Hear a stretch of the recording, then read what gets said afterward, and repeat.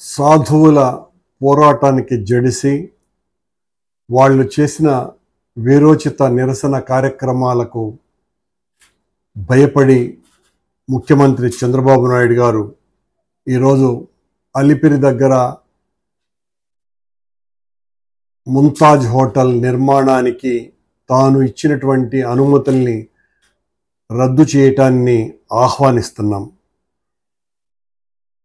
మనం కాళ్ళు పట్టుకొని పూజించేటువంటి సాధువులని మెడలు పట్టి గెంటి వేసి కొండ మీద నుంచి అత్యంత దారుణంగా వ్యవహరించిన తరువాత దేశమంతా కూడా సాధువులు ఒక్కటవుతున్నటువంటి పరిస్థితులలో ఈ కూటమి ప్రభుత్వం మాటలలో ధర్మాన్ని పరిరక్షించటం అనే నినాదం మాత్రమే తప్ప ఆచరణలో హిందూ ధర్మానికి పూర్తిగా వ్యతిరేకంగా వ్యవహరిస్తున్నది అని మొత్తం హిందువులంతా కూడా పెద్ద ఎత్తున ఆందోళన పడుతూ దీన్ని సాధు పుంగవులంతా కాషాయాంబరదారులంతా ఒక్కటై కూటమి ప్రభుత్వం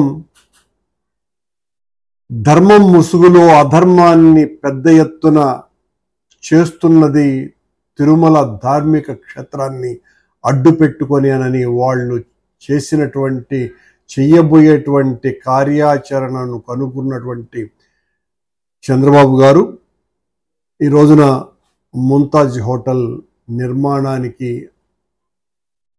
అనుమతులు రద్దు చేస్తానని చెప్పటం మంచి పరిణామం.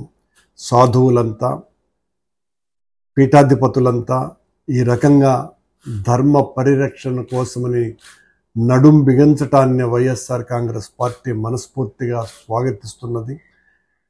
మీరు చేసేటువంటి ధర్మ పోరాటంలో వైఎస్ఆర్ కాంగ్రెస్ పార్టీ ఎల్లవేళలా అండగా నిలుస్తుందని ముకుళిత హస్తాలతో ప్రార్థిస్తూ మీరు చేసినటువంటి ఆందోళన అజరామరమైనటువంటిది. ఇలాంటివి జరగవలసినటువంటి అవసరం ఉన్నది. మాలాంటి రాజకీయులు మాట్లాడితే అది ఒక రాజకీయ విమర్శగా కొట్టివేయటం చంద్రబాబు గారికి రివాజు. కానీ సాధువులంతా తిరగబడితే చంద్రబాబుతో సహా ఎవరైనా కూడా తల వంచాల్సిందేనని ఈ సంఘటన నిరూపించింది. Please subscribe .news.